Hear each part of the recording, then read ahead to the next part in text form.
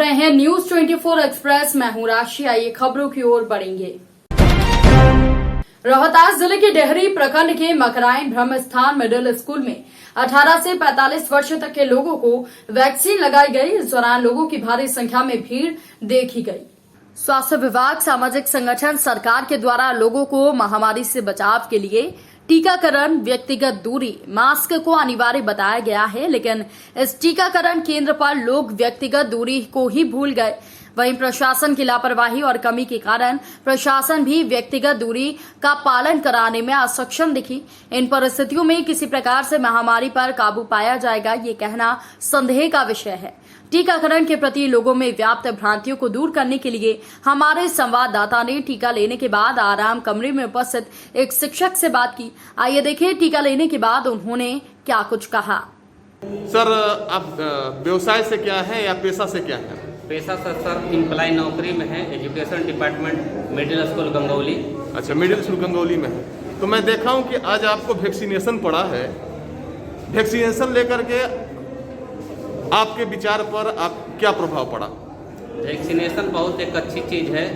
हर तबका, हर समाज के लोगों को लेना चाहिए ताकि जितना हो सके हम लोग इस महामारी से बच सकें, ताकि कोई वैसे वैक्सीनेशन में कोई तबका, कोई समाज न छूटे जो उसके चपेट में आने से पूरी समाज को परेशानियाँ हो। सर, एक तबका है, एक समाज है जो वैक्सीनेशन का प्रायः विरोध कर रहा है या वैक्सीनेशन के बारे में गलत रूमर उठा रहा है। उस तरफ आपका क्या संदेश है? उनके लिए क्या संदेश है आपका? मेरे संदेश सभी समाज के लिए, चाहे जो भी इस तबका के हो, चाहे मुस्लिम समाज हो, चाहे जो भी समाज हो, सबको एक अच्छी चीज़ है। अगर वैक्सीनेशन न लेते हैं तो वे जान नहीं पाते हैं कि मेरे अंदर कोई खामियां हैं या नहीं है। नहीं लेने के बाद अपने परिवार, अपने समाज, अपने मोहल्ले, सारे लोगों को, किसी को एक भी अगर ये मिल गया कि कोविड पेशेंट हैं तो पूरे समाज या कोई बच नहीं पाएगा। इसीलिए हम सारे लोगों से अपील करते हैं कि यथाशीघ्र सभी लोग वैक्सीनेशन ले। बहुत अच्छी चीज़ है। मैंने आज वैक्सीनेशन लिया है, बहुत हम अच्छा महसूस कर रहे हैं। हम लोगों से अपील भी करते हैं कि लोग वैक्सीनेशन लें। तो सर, ये बताया जाए कि आपने ये वैक्सीन का कौन सा डोज लिया है? वैक्सीन का डोज हमने कोविड फर्स्ट शील्ड 18 से 44 में जो है हमने वही लिया। एक बार जरा दोबारा अपना नाम बता दिया जाए सर। MD उमर फारूक अंसारी। फारूक अंसारी साहब। नगर पालिका उरई के दावे हवाबाजी साबित हुए हैं। रात में लोगों के घरों में बरसात का पानी घुसा है। जालौन के मुख्यालय उरई की नगर पालिका लाख दावे कर ले, लेकिन हमेशा की तरह पहली बारिश में उनकी पोल खुल ही जाती है। आपको बता दें कि पिछले दिनों नगर पालिका के द्वारा नाले और नालियों को बारिश से पहले साफ सफाई का नगर पालिका ने दावा किया था, लेकिन कागजी दावे की लिखावट की पोल एक ही बारिश ने खोल कर रख दी। वहीं मौसम विभाग के अनुसार समय से हुई बारिश ने मोहल्लों की गलियों को नालियों में तब्दील कर दिया है और हालात तब खराब हुए जब बारिश में नदी में गंदे नालियों और गंदी नालियों का पानी लोगों के कमरों, स्टोर रूम और किचन तक पहुंच गया। इसको लेकर घर पर पढ़ाई कर रहे बच्चे रात भर कुर्सी पर बैठने को मजबूर हो गए। ना तो छोटे बच्चों ने खाना खा पाया, ना सो पाए। वहीं मोहल्ला नया रामनगर की गलियों में लोगों को निकलना तक दूभर हो गया। लोगों के घरों में बारिश का पानी जाने से जनता ने नगरपालिका और सभासद पर लापरवाही के आरोप लगाए। जो थोड़ी बहुत बरसात में भी ये पानी भर जाता है, ये क्योंकि यहाँ कोई निकास नहीं है पानी निकलने का। अव्यवस्थित ढंग से ये नाला बनाए गए हैं। सभासद कभी आता नहीं है, कोई चेक करने नहीं आता है। इस वजह से थोड़ी बहुत बारिश में भी यहाँ का ये हाल है। अब आप समझ लीजिए, जब ज़्यादा बारिश होगी तो क्या पूरा मोहल्ला भर जाएगा। इस हिसाब से तो नए वाले घरों ने तो ऊंचे से बनाया, जो पुराने घर हैं उनके तो अभी भी इतना भरते हैं कि वो सारा उनका सामान, खाना पीना सब एकदम बर्बाद हो जाता है। निकास ना होने के कारण भर जाता है पानी। तो यहाँ के जो सभासद हैं वो कभी आते हैं कि नहीं आते? यहाँ के मान सिंह आते नहीं हैं कभी। तो नाले नालियों की सफाई कैसे होती है? नाले नालियों की सफाई ऐसे ही चलती रहती है। मोहल्ले में जिसको दिक्कत होती है, जिसके यहाँ पानी भरता है, वो निकालता है। यहाँ सभी लोग ये काम कर रहे हैं, तब तो ये काम चल रहा है इतना, वरना ये भी ना चले। परी किस मोहल्ले में रहती हो? रामनगर उरई।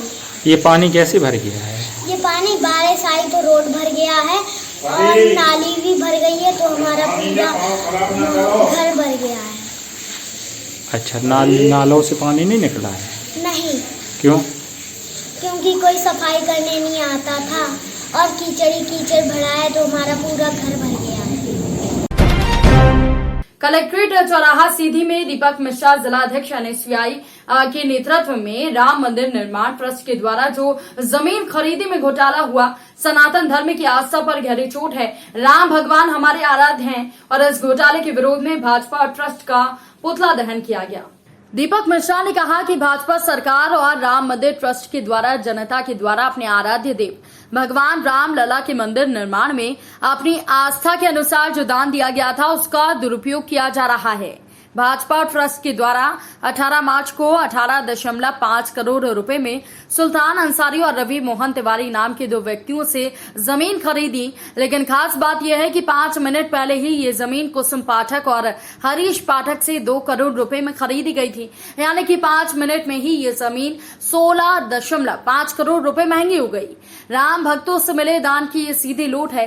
कागजात में अयोध्या के मेयर ऋषिकेश उपाध्याय और ट्रस्ट में शामिल डॉक्टर अनिल मिश्र के हस्ताक्षर हैं। मिश्र ने कहा कि जो जमीन खरीदी उसके एग्रीमेंट के स्टाम्प 5:11 पर खरीदा गया था। रवि मोहन ने बताया कि जो जमीन हरीश पाठक से खरीदी गई उसका स्टाम्प 5:22 बजे खरीदा गया। आखिर ट्रस्ट ने ये स्टाम्प पहले से कैसे खरीद लिया? मिश्रा ने कहा कि ट्रस्ट ने जिस जमीन के लिए 17 करोड़ का RTGS किया है उसकी जांच होना चाहिए कि पैसा किन खातों में गया।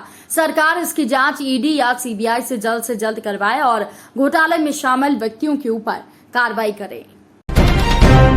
मध्य प्रदेश बालाघाट जिले के अंतर्गत आने वाले वन परिक्षेत्र बिरसा के मानेगांव में सालेवारा बिट में सूक्ष्म प्रबंध योजना के तहत सालेवारा में बैठक हुई।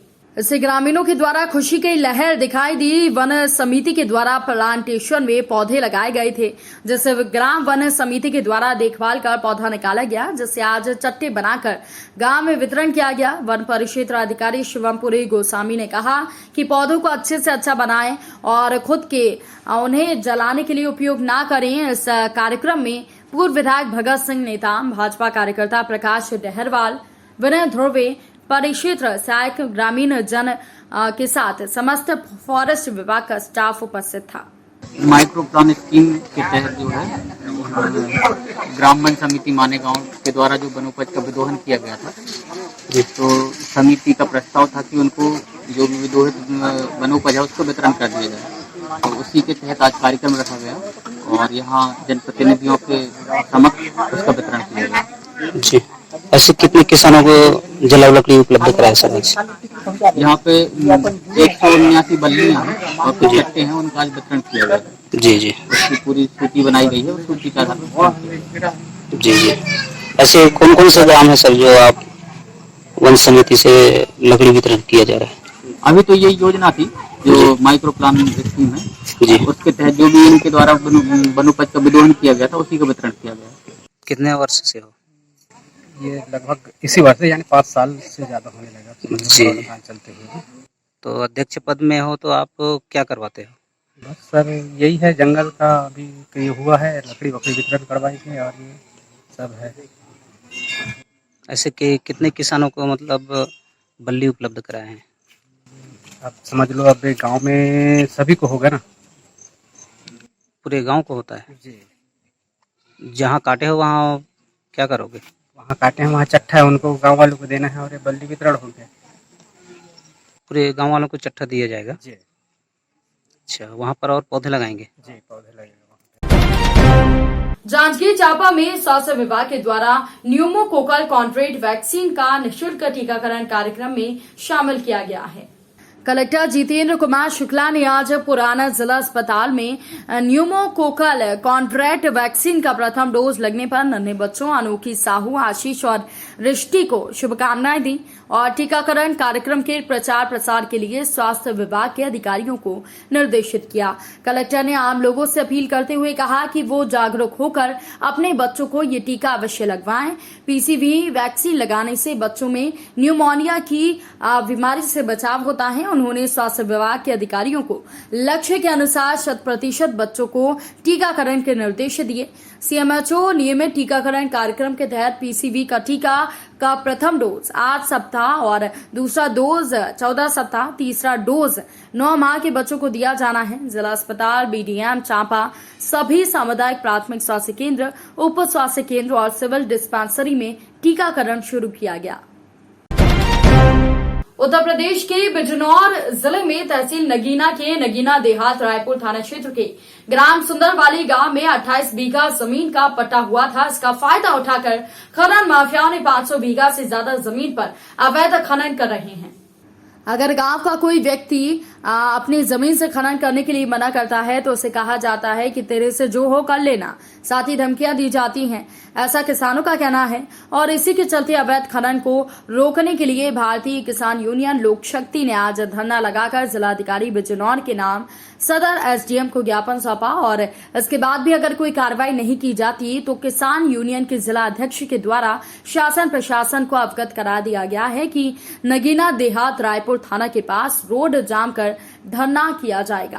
क्या पूरा मामला आज आपने धरना लगाया? मामला ये है, हमारा राष्ट्रीय आह्वान को सभी जिलों को आज मुख्यालयों को जो है धरना प्रदर्शन ज्ञापन दिया जाएगा प्रधानमंत्री के नाम डीएम साहब, और खनन माफियों पर जो अंकुश लगाया जाएगा।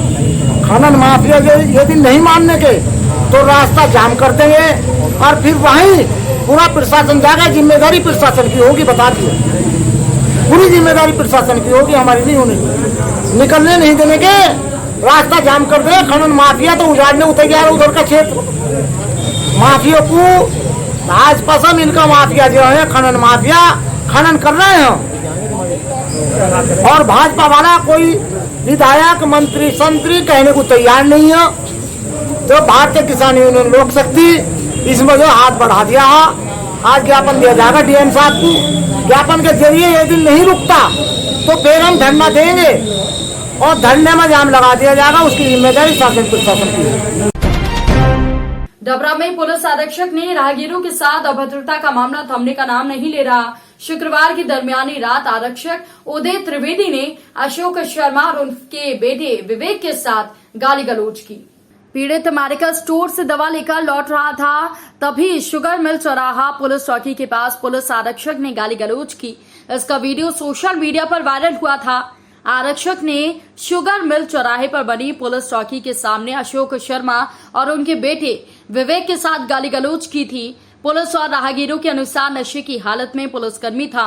डबरा देहात थाने में पदस्थ होना बताया जा रहा है। आरक्षक का नाम उदय त्रिवेदी है। राहगीरों ने इसका वीडियो बनाया और सोशल मीडिया पर वायरल कर दिया। विवेक जी, क्या आवेदन दिया आपने?